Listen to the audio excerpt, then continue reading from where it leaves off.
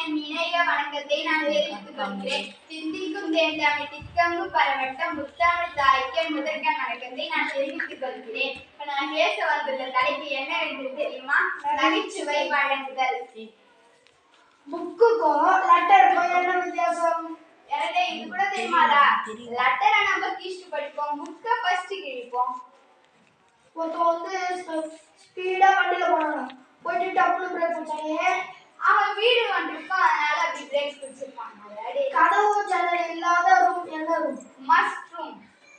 ஒருத்தன் இட்லியை பார்த்தா கூட பயப்படுவாங்க.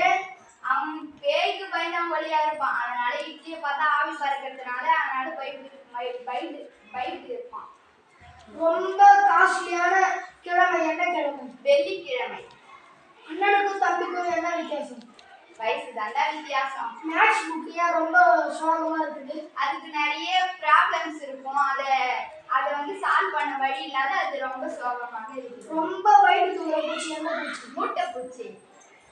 ஒரு ரோட்ல நிறைய ஈ பூச்சிக்கும், அது என்ன ரோடு? ஈரோடு.